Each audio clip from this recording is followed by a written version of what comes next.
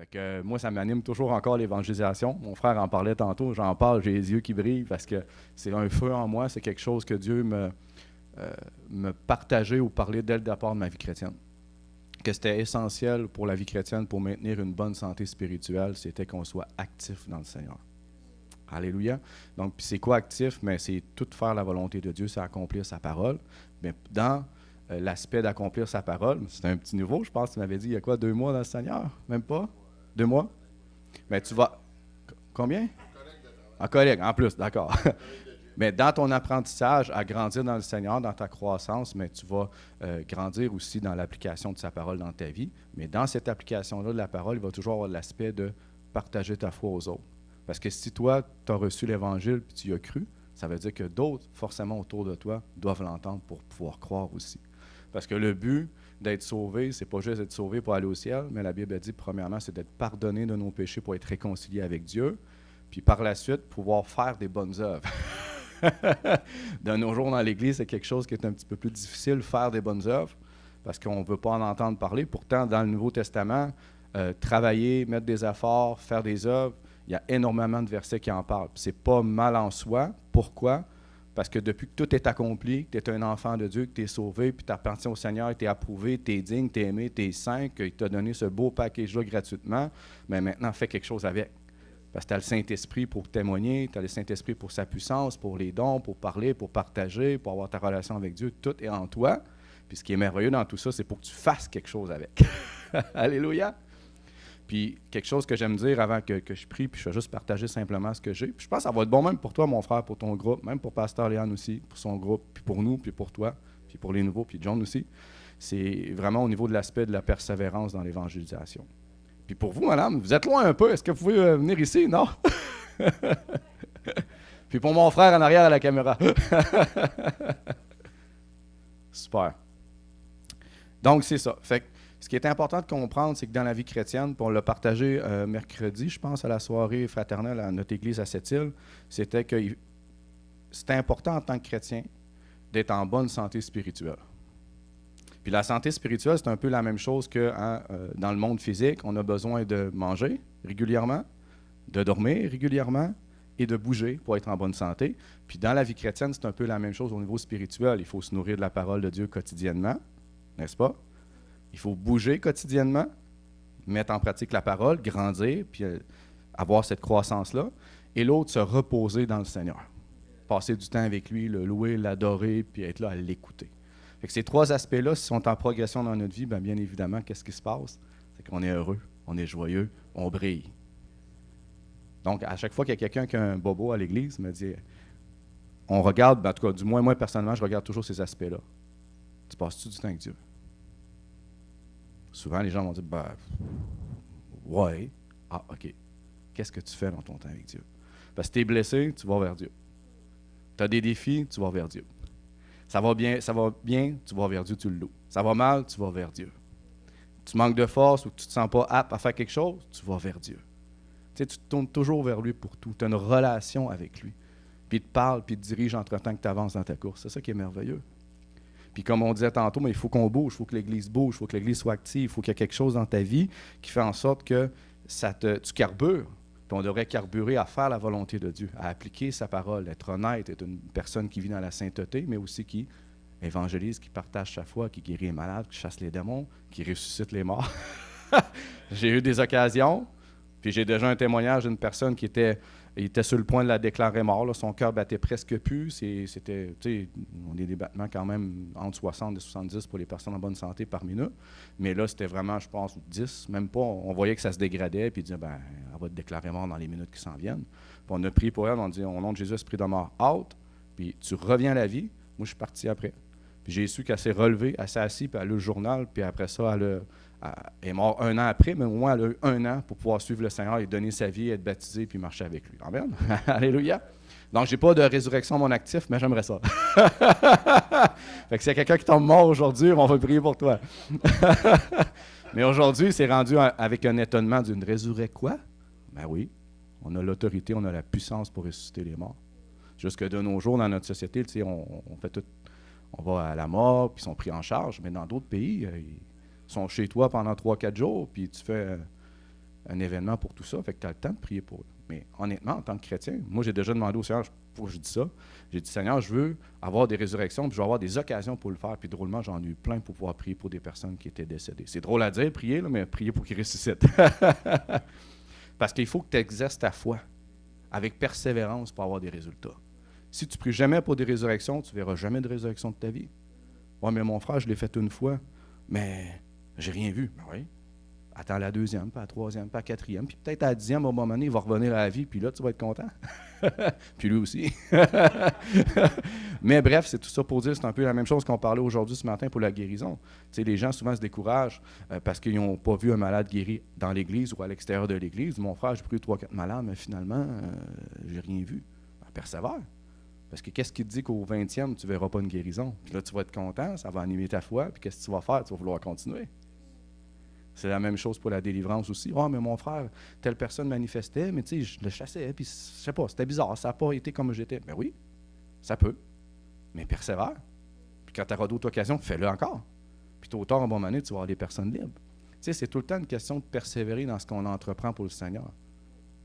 Puis qu'est-ce que Jésus a dit à la fin de ta course? C'est celui qui persévérera jusqu'à la fin sera sauvé. Pas sauver le salut, sauver dans le sens, aller dans le ciel, dans l'éternité avec lui. Amen.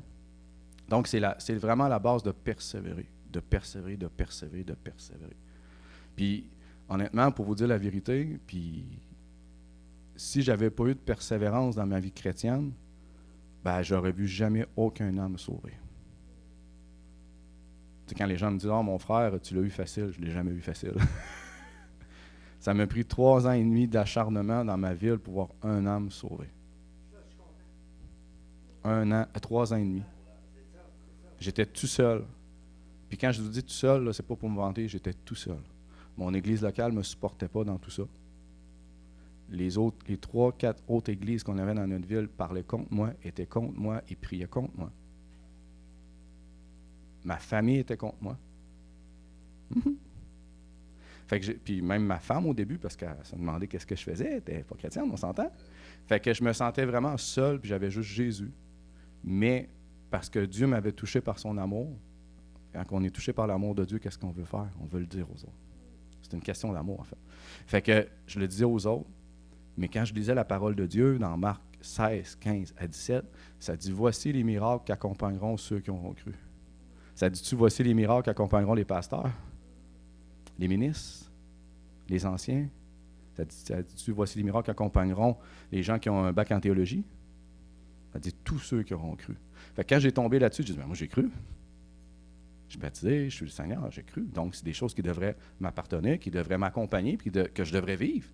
Parce que quand tu regardes la vie de Jésus, c'était des miracles à tous les jours. Puis il partageait la parole, puis il partageait du temps avec ses disciples. Quand tu regardes les 12 aussi.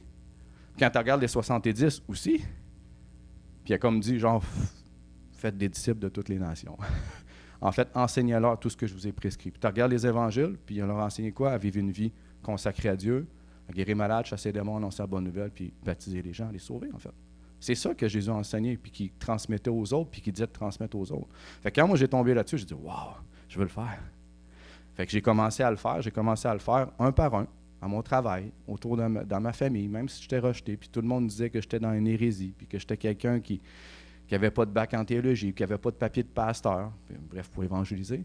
Et j'entendais toutes sortes des excuses pour me décourager, m'arrêter, puis me démoraliser pour que j'arrête de faire ce que je faisais. Mais je voyais la parole de Dieu, puis je disais, Seigneur, si tu dis qu'on peut sauver les âmes, si tu dis qu'on doit persévérer pour voir des résultats, mais je vais le faire. Fait que j'ai mordu vraiment à l'hameçon, là, comme un chien qui court après de la nourriture puis qui ne lâchera pas jusqu'à temps qu'il pogne son morceau. C'est un peu la même chose. J'ai mordu fermement, avec une idée dans ma tête, je dis, je veux des âmes sauvées. Fait que je suis parti avec ça, puis je n'ai pas arrêté, puis j'ai continué. Même si j'avais à tous les jours des persécutions. Quand je dis des persécutions, il y a des gens qui m'ont craché dessus. Des gens qui m'écrivaient des menaces. Il y a des gens qui ont menacé de me battre chez nous. Non. non, ça c'était différent. Les menaces étaient différentes. Et puis, bien évidemment, drôlement, quand ça ne me dérangeait plus, ben là, c'était rendu que mes autos brisaient à chaque fois que j'allais évangéliser. Je ne sais pas pourquoi. Il était neuf, mais un flat la journée que je vais évangéliser. Quelqu'un m'appelle en urgence pour aller prier à l'hôpital, l'auto ne démarre pas. Là, drôlement, je réussis à y aller, puis je reviens chez nous, l'autoport. Tu arrives pour aller aider, évangéliser, puis là, ça tourne en chicane dans ta famille, tu ne sais pas pourquoi. C'est comme s'il y avait une tornade d'émotions qui vient faire en sorte que tous les enfants pleurent puis font le bacon. Là, ta femme n'est pas contente. Les gens t'appellent. Tu as un mauvais courriel d'une sœur qui t'écrit que tu n'es pas correct puis tu es méchant. Puis là, c'est tout pour, on dirait, de construire une émotion négative pour oh, ça ne me tente pas, je n'irai pas. Mais j'étais tellement craqué, je voulais tellement réussir que je disais non, je passe par-dessus cette montagne-là puis j'y vais pareil. Puis savez-vous quoi? À chaque fois que je passais par-dessus cette montagne-là, que ce soit mon auto, que ça soit peut-être des fois ma femme, ma famille, les gens qui étaient contre moi, les persécutions, même les douleurs. J'ai déjà été attaqué physiquement par des esprits parce que quand j'allais pour évangéliser, honnêtement, tu prends autorité, tu les chasses, mais vraiment, j'ai déjà vécu des choses comme ça. Puis ça vient lourd, puis dur, mais je continuais quand même malgré tout. Puis j'ai persévéré dans tout ça. Je ne vous raconte pas tout ce que j'ai vécu, là. Vous serez tous démoralisés, vous en irez chez vous, vous dites, ça ne donne rien de continuer. Non, je le sais. Mais je veux dire la réalité des choses, c'est que évangéliser, bien qu'on doit persévérer, c'est pas facile. C'est pas un événement juste un dimanche, là, guérir malade, chasser les démons, annoncer la bonne nouvelle. L'évangélisation, ça doit être un style de vie. Ça doit faire partie de toi. Tu ne dois même pas être étonné. Tantôt, j'ai vu la madame passer, je l'ai vu qu'elle, juste par mon regard, elle faisait dans l'escalier. J'ai dit, ça va pas trop bien. Bon, OK, elle a mal. La guérison, c'est une porte d'entrée pour annoncer l'Évangile, mais après, j'ai pu parler du Seigneur. Alléluia. Maintenant, elle sait quoi faire. Elle sait qu'elle doit se repentir puis croire en Jésus pour être sauvée. Puis elle sait ce qu'il l'entend, ça ne le fait pas. Mais j'ai avancé avec amour, avec bonté. Mais la guérison, c'est une porte d'entrée pour annoncer l'Évangile. Alléluia. Donc, ça doit devenir un style de vie où que tu ne te poses plus la question si tu dois le faire ou pas. Tu vas à l'épicerie, tu vas à l'hôpital, tu es dans ton travail, tu es dans ta famille. Ça se fait tout seul. Jésus n'avait pas l'air à forcer la guérison, il n'avait pas l'air à forcer la délivrance, à forcer de parler de Jésus, de parler de lui pour être sauvé à tout le monde.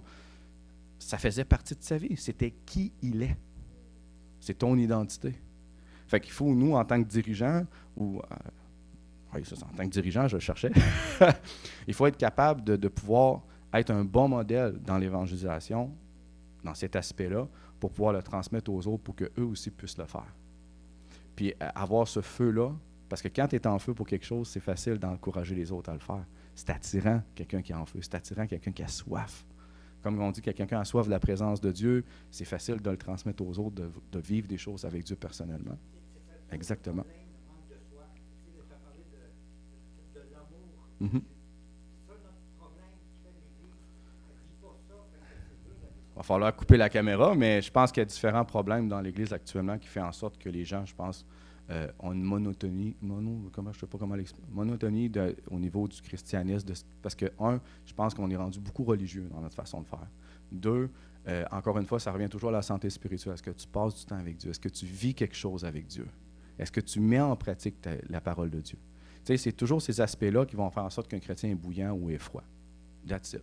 Puis l'autre chose aussi, mais c'est est-ce que, vous pouvez venir, il n'y a pas de problème. C'est l'autre chose aussi qui fait en sorte, mon frère, que bien évidemment que le confort qu'on a dans notre société fait en sorte de beaucoup diminuer le feu des gens. Tu sais, c'est séducteur le monde présentement, là. Tu viens à l'Assemblée, tu n'as pas de persécution, tout va bien. Tu retournes chez toi, tu as ta maison, tu as ton chalet, tu as ton travail, tu as ton pick-up, tu as tout. Tu as un bon travail. Oui.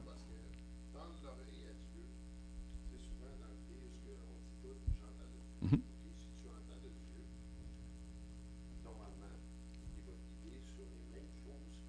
Exact. Oui. Oui. Exactement. Mm-hmm.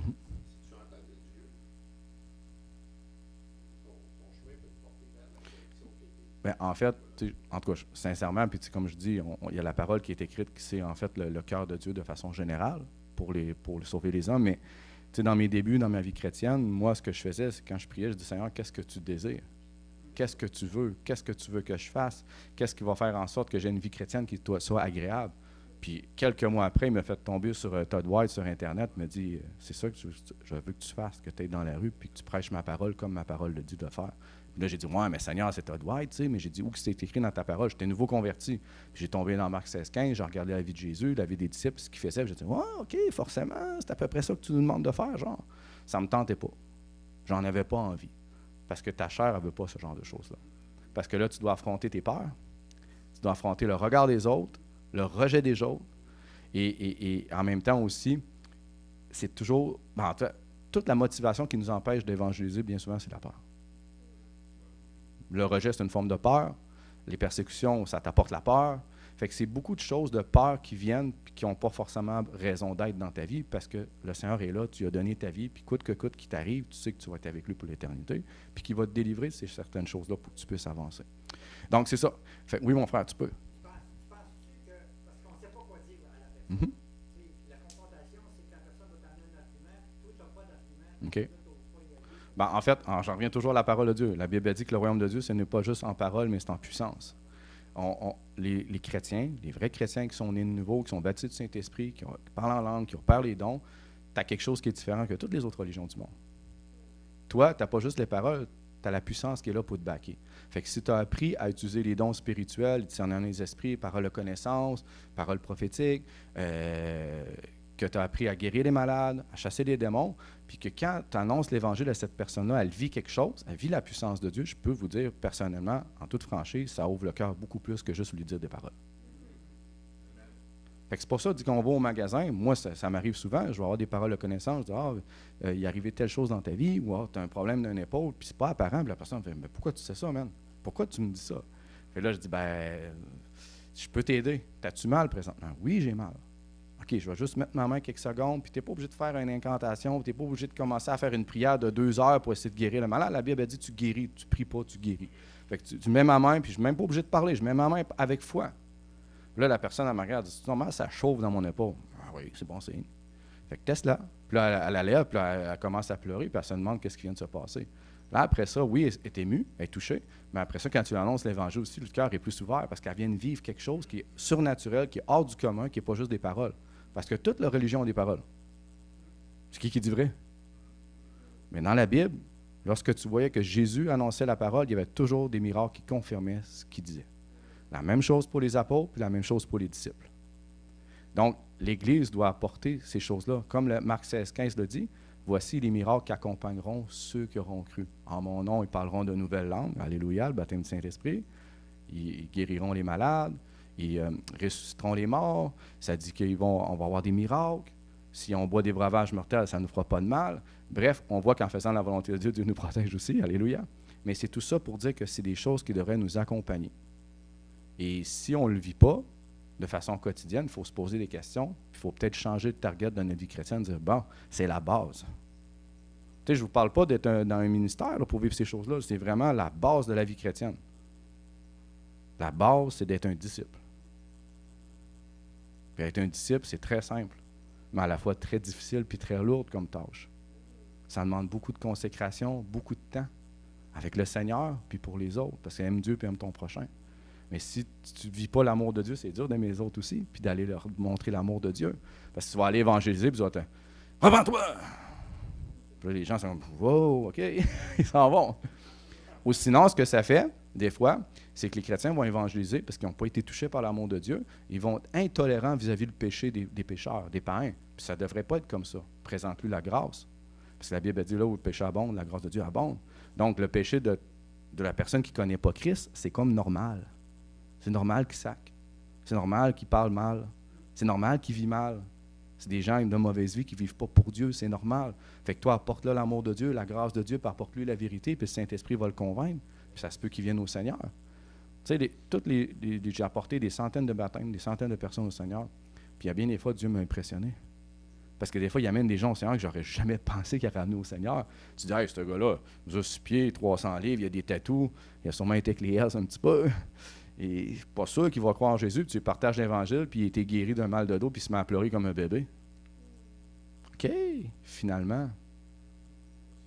Oui, jamais se fier à la façade, mais de porter le message à tous. Parce que tu ne connais pas le cœur des gens, tu ne sais pas ce qu'ils vivent, tu ne sais pas ce qu'ils ont prié. J'ai déjà vu des gens, combien de fois on a évangélé, puis on parlait avec eux, on arrivait et disait « Hey, vous êtes la réponse à ma prière ou la réponse à ce que j'ai demandé à l'univers aujourd'hui. » Là, tu dis « C'est peut-être pas l'univers, là. » Mais combien de fois ça vous est arrivé quand tu... Ben oui.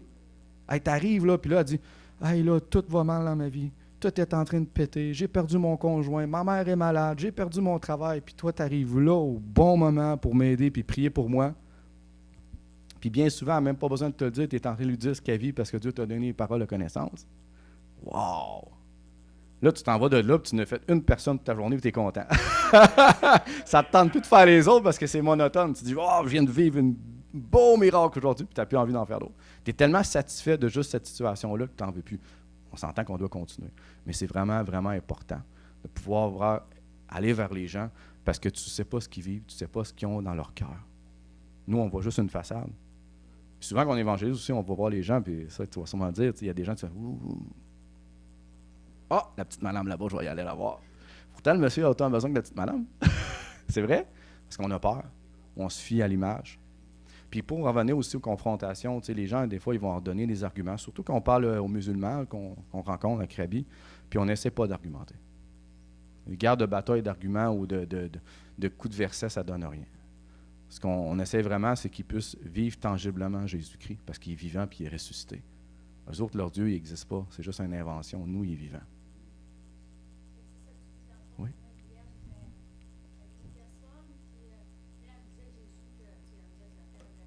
OK. Mm-hmm. Oui. Ben oui. Oui. Parce que c'est tant que ça ne vient pas un mode de vie, que ça ne fait pas partie de notre vie, ben on n'a pas toujours le réflexe de penser à ça. Tu comprends? Poser les mains aux malades, c'est guérir les malades. Tu as le même Saint-Esprit que moi, puis tu peux faire autant de mêmes miracles que moi, puis au même que Jésus, même sinon plus. C'est Jésus qui l'a dit, c'est pas moi. Oui, c'est ça qu'il a dit. C'est juste que au fur et à mesure que tu vas le faire, puis que tu vas voir des résultats, ou non, puis que tu persévères dans tout ça, bien, oui, tu vas avoir des résultats, tu vas avoir une satisfaction personnelle aussi d'avoir fait la volonté de Dieu, parce que là, tu sais que selon les Écritures, Dieu te demande de faire des choses-là. Mais ça va créer une soif de continuer, parce que oui, d'une façon ou d'une autre, tu vas vouloir plus. Ah, elle a eu une réponse aux prières quand j'ai prié avec elle. Ah, elle a été guérie, elle a plus de mal aux mains drôlement depuis que j'ai prié pour elle. Là, ça va te donner de la joie, puis tu vas comme vouloir la prochaine fois. Tu vas vouloir une suivante, une personne suivante. Puis ça fait juste démarrer comme ça. Mais des fois, on peut démarrer très vite, puis mourir très vite aussi.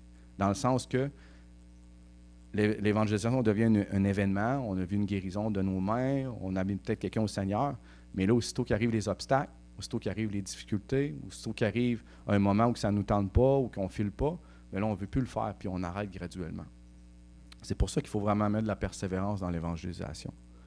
Tu sais, à ton travail, si tu commences un travail, mais qu'après ça, tu abandonnes ton travail après un mois, tu vas perdre ton travail. Si tu démarres un ministère de louange, mais qu'après un mois, tu ne mets pas de temps, tu ne persévères pas, même si ça va bien, ça va mal, le ministère de louange, il va mourir. Si dans ta vie chrétienne, tu ne persévères pas jusqu'à la fin, bien, la Bible dit que tu peux renier le Seigneur et t'en détourner. C'est grave. Tu vas en hériter les conséquences. Donc, il faut de la persévérance jusqu'à la fin de la course. C'est la même chose pour l'évangélisation, même s'il y a des épreuves, même s'il y a des montagnes, même si c'est difficile, même si tu as des persécutions, du rejet, même si tu perds tout. Mais il faut que tu y mettes de la persévérance, parce qu'en y mettant de la persévérance, tu vas avoir tôt ou tard des âmes qui vont être sauvées. Oui, vas-y, tu peux poser la question.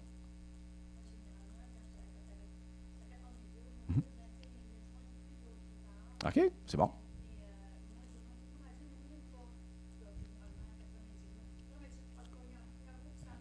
C'est clair.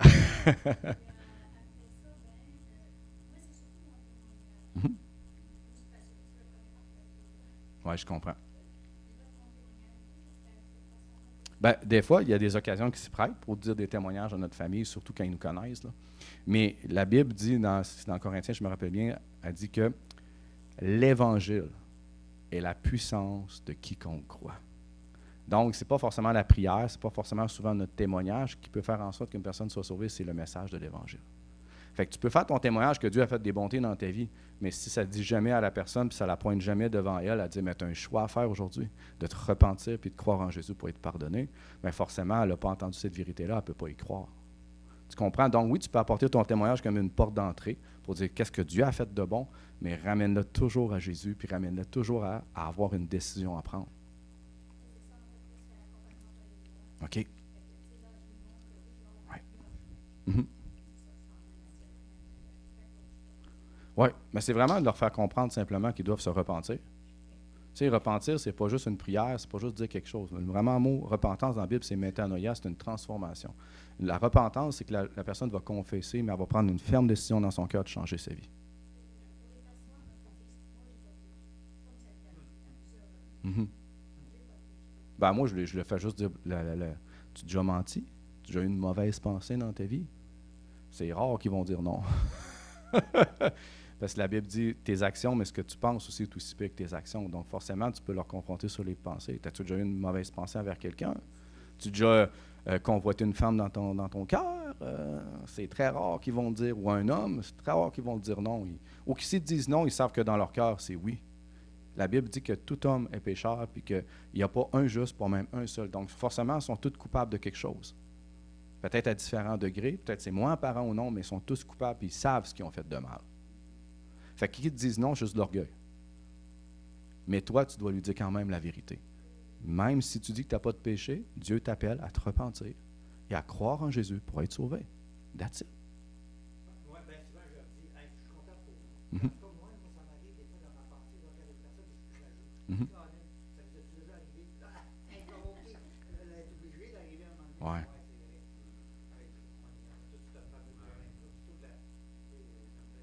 Ça m'est déjà arrivé de rencontrer quelqu'un qui m'avait dit « Ah, moi, je pêche pas, je suis une bonne personne. » Puis il sentait le pote. Il y avait la caisse de bière avec des grosses bières comme ça dans sa maison. Je disais « T'as-tu un problème d'alcool? » Bon, j'en bois tous les jours, là. Mais j'ai dit « T'as-tu un défi avec l'alcool? » Ben, ouais, il me faut ma bière, sinon, je pogne le chic. Ah, j'ai dit « T'en es esclave. » Il me regarde. Ben là, peut-être oui ou non, là. Mais la Bible a dit que tout ce qui domine sur nous est péché. Fait que forcément, tu viens de pécher. Voilà. Fait que tu sais, c'est pas de les pointer, de les confronter, mais parfois, quand tu as une bonne discussion avec eux, puis ils sont ouverts, puis qu'ils veulent parler avec toi, des personnes de paix, entre parenthèses, bien disposées, mais là, tu peux avoir ce genre de discussion-là. Mais quand tu vas, des fois, dans le centre d'achat, si on va comme après-midi un peu partout, des fois, les gens, ils n'ont pas le temps. Fait qu'il faut que tu sois court, bref et précis avec ce que tu leur annonces, puis surtout quand tu pries pour eux, mais quand tu pries pour eux, puis ils sont dans le public, eux autres sont là, puis bon, tu vas-tu finir ton affaire? Ils ont hâte de s'en aller. Mais s'ils vivent une guérison, je peux vous dire qu'ils vont arrêter là, puis là, ils vont te regarder, puis ils vont vouloir entendre en général le message. Ouais. Non, tu as le droit, c'est all-in. Je pensais pas que ça allait virer comme ça, puis je suis bien content.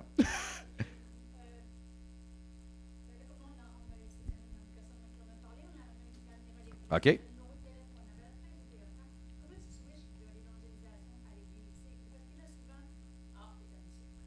Ah, OK, ouais. Ben,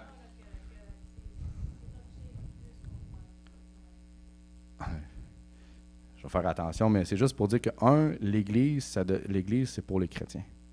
L'Église devrait être le lieu de formation pour qu'on se forme, puis qu'on va pour la moisson, ou pour répondre à l'appel de Dieu. Donc, forcément, moi, ce que je fais, puis ce qu'on fait, nous, de notre côté, puis c'est forcément pas peut-être à 100% la meilleure méthode qui réussit à 100%, mais toutes les personnes qu'on a des portes ouvertes, qui sont non chrétiens, on essaie le plus possible de les rencontrer chez nous, au Tim Hortons, puis de passer du temps avec eux là. Ouais. Juste souvent, des invités à l'église, ils ne viendront pas, ça fait un mur parce que c'est une secte, tu es dans une religion, puis ils ont peur, puis ils ne savent pas trop à quoi s'attendre. Fait que quand tu dis, mais non, on va aller prendre un café, tu me jaseras ce qui se passe dans ta vie, puis tu t'écoutes, tu es là avec eux. Jésus l'a fait, il mangeait avec les pécheurs, puis ça l'a fait reprocher. Pourquoi qu'on ne le ferait pas, nous? Nous, on le fait régulièrement. Oh, tiens, on va dans une maison, viens, on va manger, on va t'écouter. Puis là, ils disent tout ce qu'ils vivent. Ben, moi, j'ai une solution pour toi. Puis on prie avec eux. Puis là, souvent, le Seigneur va nous déposer les choses dans l'esprit. Ah, mais là, t'as-tu vécu ça dernièrement? Ben, comment ça? Une parole de connaissance. Fait que là, on commence, puis ça ouvre leur cœur, puis on prie pour eux. Puis bien souvent, après une période de quelques mois, souvent, ou peut-être 1 an ou plus, tout ce temps-là que tu as pris avec la personne, tu crées des liens. Là, quand ils ont besoin, ils te rappellent. Là, tu as recréé des liens avec eux, puis tu les aimes, tu les aides. Puis là, ils te rappellent. Puis un jour, tu te rends compte, peut-être au bout de 6 mois, 1 an ou 2, ben, ils sont baptisés puis ils viennent au Seigneur.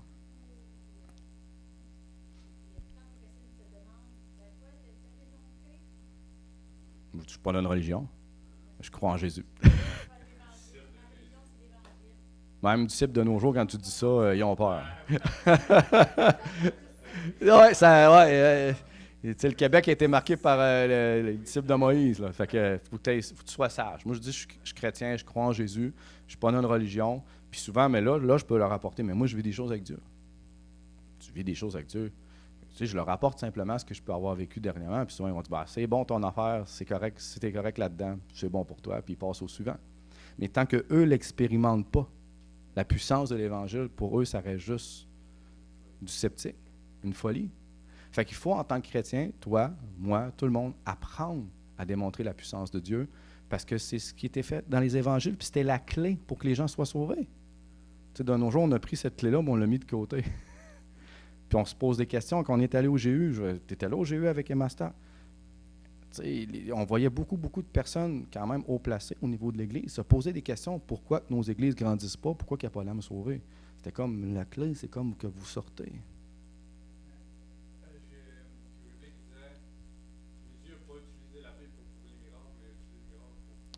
Exactement, c'est ça. Donc, je vais résumer ce que tu as dit.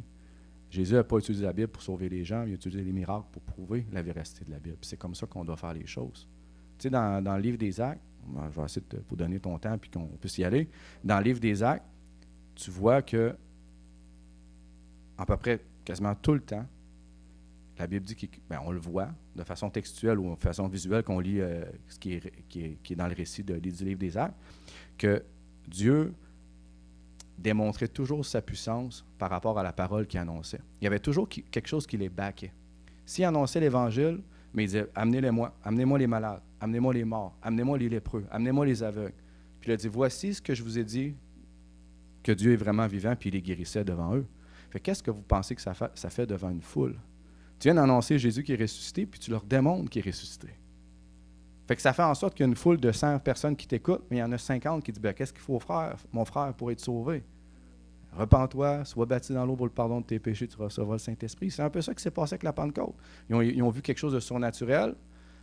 Pierre a prêché un message assez radical, même en les pointant du doigt que c'est Jésus qui est mort à la croix, c'est de votre faute. Il aurait pu être tout en colère, mais la Bible dit qu'ils ont eu le cœur vivement touché, puis ils ont dit, frère, qu'est-ce qu'il faut faire pour être sauvé? Puis là, il leur a dit la solution, repentez-vous, soyez baptisés, vous recevrez le Saint-Esprit. 3000 personnes ont été sauvées. Mais peut-être que là, il n'y a pas eu des miracles visible de guérison, de miracle, mais pas longtemps après, tu vois en Samarie, tu vois à chaque place où que les disciples allaient, il y avait toujours des miracles qui les accompagnaient. Il y avait toujours des miracles qui confirmaient la parole qu'ils annonçaient. Et si toutes les églises au Québec pouvaient juste emboîter le pas de ce que Dieu dit, puis y croire fermement, puis le faire, on aurait plus qu'1% de chrétiens au Québec. Puis qu'est-ce qu'on avait vu avec Mastart quand elle avait venu, du moins ce qu'elle a raconté, elle dit que quand elle avait venu au Québec, il y avait un ange qui lui avait parlé en lui disant que elle voyait qu'il était irrité, puis elle lui avait posé la question « Pourquoi? » Puis il dit, Emma Stark, en fait, une prophète. Puis elle est venue au Québec, puis elle, selon ce qu'elle raconte, quand elle est arrivée au Québec, il y a un ange qui est apparu, puis elle le voyait irrité. Puis elle a posé la question « Pourquoi? » Puis l'ange disait que c'était principalement parce que l'Église, je vais le dire très poliment, ne faisait pas ce que Dieu leur demande, principalement pour sauver les âmes. Fait qu'eux étaient attitrés pourquoi? Pour faire régner le royaume de Dieu, détruire les œuvres du diable, puis sauver les âmes. Puis eux, en gros, c'est comme, donnez-nous quelque chose pour travailler. Annoncer la parole de Dieu. Bougez, sortez pour qu'on puisse se mettre au travail avec vous. Mais, oui. Non, il était pas à cette île. À cette île, il m'a apparu dans ma chambre, il m'a dit qu'il était fier. Non, c'est pas vrai. Non, tout ça pour vous dire que c'était où qu'on était à Montréal. Mais c'était de façon générale. J'y crois, parce que la Bible dit que les anges sont vraiment attitrés pour servir les saints, pour nous aider, pour en tout cas faire toutes sortes de bonnes choses pour nous aider dans notre travail. Fait que j'y crois que c'est vrai qu'il était hérité d'une façon, parce que si nous, tu sais, tantôt tu en parlais sur le banc, puis tu étais hérité, dis pourquoi que l'Église ne se lève pas? Tu étais hérité, je t'ai vu, tu étais hérité de ça.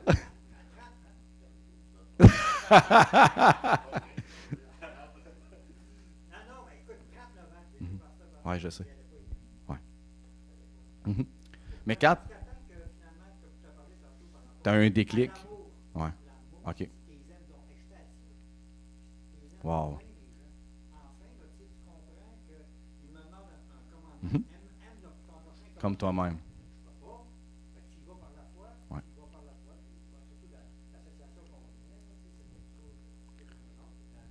Mais souvent, c'est fait dans l'aspect intérieur de l'Église, mais ce n'est pas fait à l'aspect extérieur de l'Église.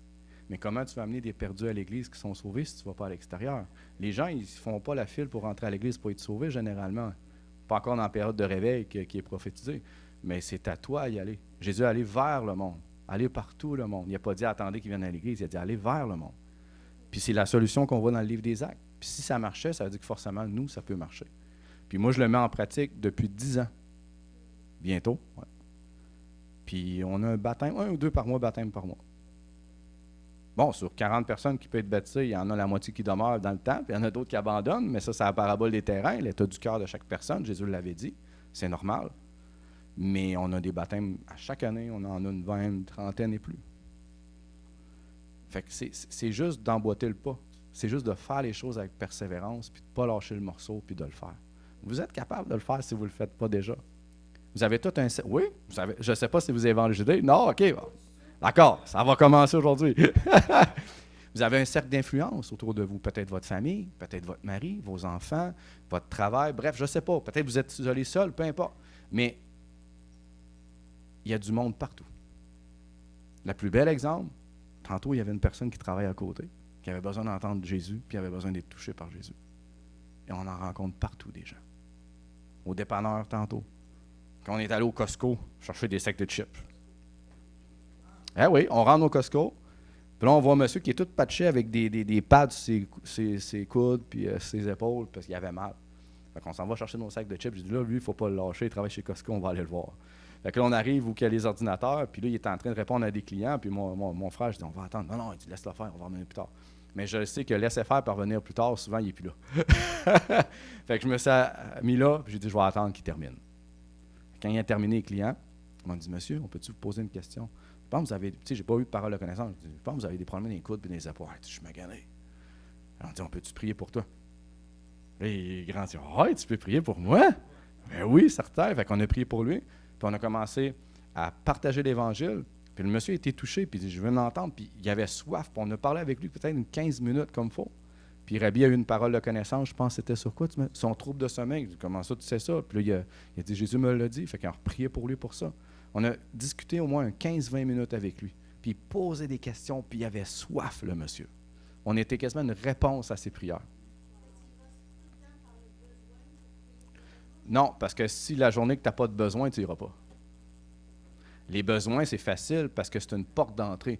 Tu vois quelqu'un avec des béquilles au magasin, tu le sais que tu peux aller la guérir, Jésus le ferait. Tu te poses toujours la question, qu'est-ce que Jésus ferait? Il laisserait-tu les béquilles ou il irait voir la personne? On le sait tout dans notre cœur qu'il irait voir la personne. Ouais. Mm-hmm. Oui. Mais les personnes que tu connais moins, c'est plus difficile. Ouais. Ben oui, vraiment. C'est juste de casser la glace, mais une fois que la glace est cassée, c'est beaucoup plus facile pour faire par la suite. Mais je le répète, que ce soit pour vous, moi ou n'importe qui ici, peut-être toi aussi, ça prend juste une fois ou deux pour... Puis toi aussi, peut-être mon frère, ça prend juste une fois ou deux pour commencer, puis après ça, tu vois que c'est pas si pire que ça. Tu sais, le pire qui va arriver au Québec, c'est qu'ils vont dire « Je veux rien savoir de ta patente ». Oui. OK. OK. Wow. Amen, c'est beau ça. OK. Ça commence comme ça. Wow, amen. Gloire à Dieu. C'est ça. C'est comme je dis, c'est pas forcément que... OK. OK. Mais sais-tu quoi, ma soeur? Tu n'as même pas besoin de connaître ta Bible. Parce que ce que tu annonces, c'est Jésus. Tu sais c'est quoi l'Évangile parce que tu as été sauvé. Tu lui fais juste dire l'Évangile. Puis, même si c'est pas parfait ce que tu dis, le Saint-Esprit va trouver quand même la façon d'utiliser ce que tu as dit pour convaincre la personne puis la toucher. Puis si même c'est pas parfait ce que tu dis, mais peut-être tu es une personne de foi, tu vas peut-être prier pour une personne avec nous puis tu vas l'avoir guérie. La gêne, on en a toutes, mais la Bible a dit qu'on n'a pas un esprit de timidité, mais un esprit de force, d'amour et de sagesse. Donc, ce qui est en toi, non, mais ça, il faut juste y croire. Oui, moi aussi, j'étais de même, là, j'ai de la misère à parler, je bégayais, je disais des choses tout croche, mais j'y ai mis de la persévérance. Oui, c'est ça. Tu sais-tu quoi? T'es mieux de faire quelque chose puis faire des erreurs que rien faire. Même si tu te trompes, au moins tu sais, Seigneur, je me trompe. C'est pas parfait, c'est tout croche, mais j'y essaie puis j'y mets du cœur. Puis tu sais quoi, il va être très réactif avec sa grâce pour t'aider à être encore meilleur si tu demandes. Mais si tu arrives un jour devant le Seigneur puis il dit, ma fille, il montre les œuvres que tu as faites, puis tu dis, j'avais peur, ça ne me tentait pas, je parlais peut-être pas bien, je ne connaissais pas ma Bible. Ma grâce était là pour t'aider. Pourquoi tu n'as pas puisé dedans? La grâce de Dieu, elle est là pour te donner la force, de t'aider dans tes défis. Te prendre où tu n'étais pas capable de faire quelque chose pour être capable de le faire. Vous savez, quand tu écoutes des hommes et des femmes de Dieu qui sont rendus loin dans le ministère, souvent, ils ne se sentaient pas appelés, ils ne se sentaient pas dignes, ils ne se sentaient pas aptes, pas qualifiés, puis Dieu les a qualifiés. Plus bel exemple, Pierre, c'était un pécheur, puis Dieu les a qualifiés, c'était des apôtres. Tu ne te sens pas qualifié, tu es la meilleure candidate pour faire de grandes choses. Tu penses que des fois, je ne me sens pas qualifié? Tout le monde, ça arrive, on passe tout par là. Même Léane, même moi en tant que pasteur, des fois, on ne se sent pas qualifié. On dit, Seigneur, que j'ai fait là? Puis là, on pleure. Puis là, je me sens pas apte. Mais on pleure à qui? À Jésus. On dit, nos problèmes à qui? À Jésus. Ah, mais Seigneur, là, pour partager ça, je n'y arriverai pas. Peux-tu m'aider? Mais à qui? À Jésus. Puis là, drôlement, tu arrives, puis tu fais ce que Dieu t'a demandé, puis c'est bon. Puis ça touche les gens, puis ça coule. Puis tu vois les fruits. Pas parce que tu t'es appuyé sur toi-même, parce que tu t'es appuyé sur lui. Amen? Oui. Ça va être à toi, moi.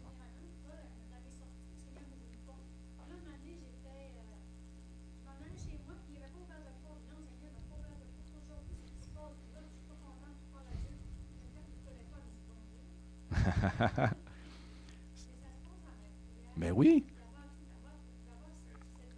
Oui. Tout se forme dans la prière. 80% de ta vie chrétienne devrait être sur tes genoux.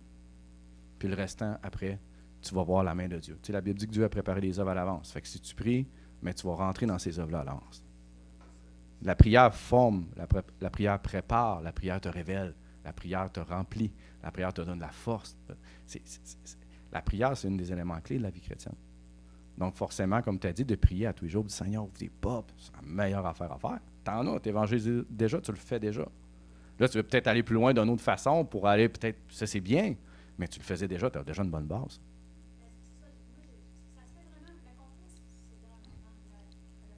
Oui.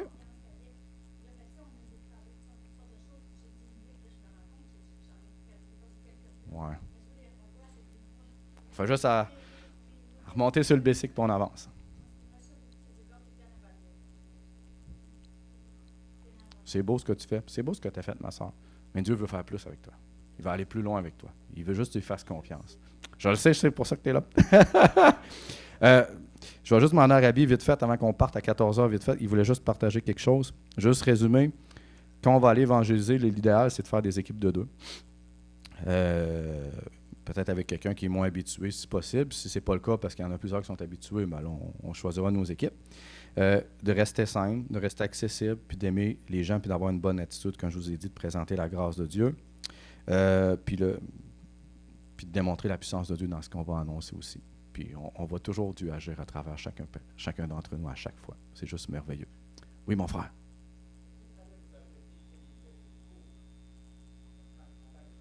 Oui, quand l'occasion s'y prête, oui. Oui, oui. OK. Bien, c'est ça que je disais tantôt un petit peu, mais je peux le résumer. C'est que, vous allez le voir, si tu viens sur le terrain avec nous, quand tu rencontres les gens, mais les gens souvent sont pressés. Tu ne peux pas commencer à tout expliquer comme Pierre a fait dans le livre des Actes aux Juifs qui écoutaient un message de 2 pages. Il faut que tu sois simple. Fait que moi, souvent, quand je vais les rencontrer, bien, moi, ça va être avant tout de répondre à leurs besoins pour ouvrir leur cœur, pour qu'ils soient touchés par l'amour de Dieu. Fait que souvent, j'ai des paroles de connaissance. Souvent, il y a quelque chose de visible qu'on va voir, puis je vais l'utiliser comme porte d'entrée. Je dis, OK, tu as des béquilles, je peux-tu prier pour toi? Puis on prie pour la personne, elle sent la chaleur, puis je dis, marche sans tes béquilles. Puis elle commence à marcher sans ses béquilles, puis elle ne comprend pas ce qui s'est passé. Je dis, ici, je vais te partager quelque chose. Tu vois, ce que tu as vécu, c'est Jésus-Christ le ressuscité qui t'a guéri aujourd'hui. Mais Jésus veut t'amener plus loin que la guérison. Jésus veut te sauver d'un mal qui te détruit, puis d'un jour que tu vas être jugé, c'est le péché. Fait que tout ce qu'il te demande de faire aujourd'hui, c'est de te repentir sincèrement, de prendre une décision de te détourner du péché, puis de croire en lui pour être pardonné. Puis il va te donner la vie éternelle. C'est gratuit, tu n'as pas besoin de croire à une religion, pas besoin de croire à une secte, mais juste de mettre ta foi en lui. Puis souvent, ils vont te poser des questions. Puis en te posant des questions, parce que là, leur cœur est ouvert, là, tu peux aller plus loin dans le message de l'Évangile. Mais qu'est-ce que tu veux dire, mon frère, par être jugé? Ah, là, tu réponds. Qu'est-ce que tu veux dire, là, par être sauvé? Ça veut dire quoi, ton affaire? Là, tu réponds. Mais tu restes simple, puis qui te demande la puissance de Dieu, puis après ça, c'est facile de continuer à répondre à leurs questions, puis à compléter avec eux. Moi, Serge, là, commence toujours en posant une question. La question, c'est est-ce que je peux vous poser une question? Avez-vous mal quelque part? Je commence comme ça. Si on a mal nulle part, ben là, je leur demande ce qu'ils croient en Dieu. Je vais l'avoir là-dessus, je ramène mon témoignage. C'est comme ça pour que je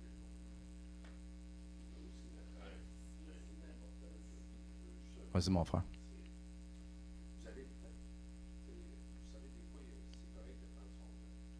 Exact. Manger avec elle, prendre un café. Ouais.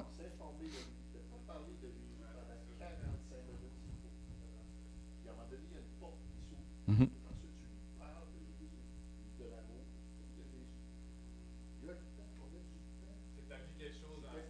Ouais.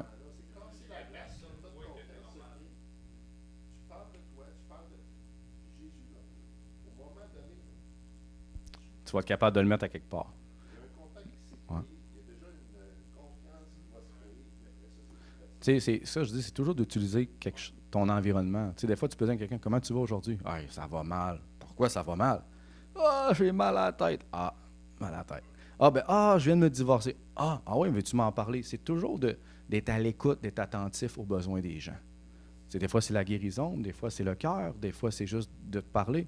Il y a des gens que tu vas rencontrer, ils ont juste 2 minutes, puis ils vont t'écouter, tu vas prier pour eux, puis c'est fini. Puis il y en a d'autres, comme que j'avais même partagé au début, puis Seb a partagé, que tu vas pouvoir t'asseoir avec eux, puis parler avec eux. Puis des fois, les rencontrer chez toi. C'est juste d'être attentif à toutes ces situations-là. Je vous le dis, comme ma soeur a fait juste demander au Seigneur toujours, Seigneur, ouvre des portes, mets des gens sur ma route, puis je vais juste être obéissant. Je vous garantis que vous allez en avoir en masse. Même des fois, vous allez tanner à la fin de la journée, vous allez dire, Seigneur, on a trop, arrête. C'est vrai, ça nous arrive souvent. Parce que Jésus, son cœur qui bouille, c'est pas pour les chrétiens. Les chrétiens, ils les aiment déjà, sont déjà sauvés. Son cœur, il bouille pour les perdus. Oui. Oui. Partout. Ben, des fois, comme je dis, c'est des choses apparentes. Des fois, tu vois les gens qui ont besoin. Là. Tu sais, si tu vois un monsieur de 60 ans, puis il est là. Puis là, tu vas le voir, monsieur, ça se peut-tu que vous avez mal? Lâche-moi, j'ai pas mal. Ben là, ça arrive souvent. Mais en général, tu le vois. Ou des fois, comme il a dit, c'est des fois, tu arrives au Costco, puis la madame, elle nous a donné son panier. Ben, on ne l'a pas fait. Ça aurait pu être une belle opportunité de dire, ça nous fait plaisir, madame, soyez bénie. Ou avez-vous des besoins en passant? Tu sais, il y a tout le temps des occasions. Plus tu vas le faire, plus tu vas être attentif, aiguisé à voir ces choses-là. Plus tu vas voir comme Dieu les gens.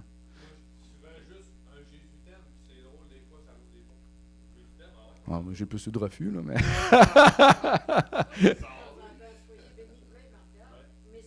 Ouais, on se bloque. Ouais. Il n'y a pas de façon parfaite d'aborder les gens. C'est juste d'y aller, avec foi. Ben oui. Exactement. Mais soyez attentifs, soyez ce que vous entendez, ce que vous voyez. Tu vas au pharmaprix, puis tu attends pour aller chercher tes pilules. Il y en a 4 à côté de toi qui se plaignent de mal de dos, puis l'autre, tu n'as pas besoin de demander de signe à Dieu, là, tes voix. C'était juste à toi à faire le pas de foi pour y aller les voir. Ah, moi, je le fais. Non. Après ça, ils font des plaintes, puis...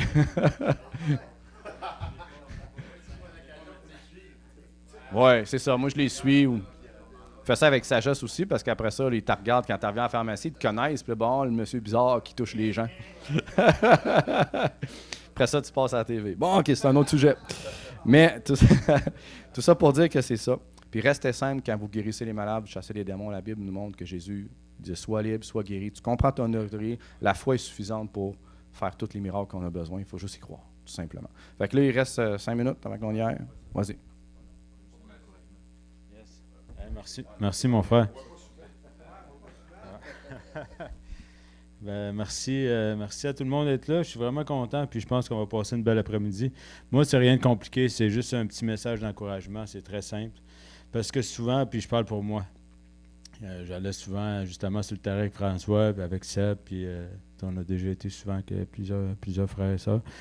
Puis souvent, on se décourage quand on ne voit pas de résultats. C'est un encouragement de ne pas se décourager si on ne voit pas de résultats. Parce que Dieu ne dit pas de regarder aux résultats, parce que si que ça devient fonctionnel à un moment donné, puis que là, tout d'un coup, là, ça va, on est comme en feu, puis là, il y a beaucoup de résultats, les gens sont guéris, les gens ils viennent à l'église, là, on partage l'Évangile, les gens sont réceptifs.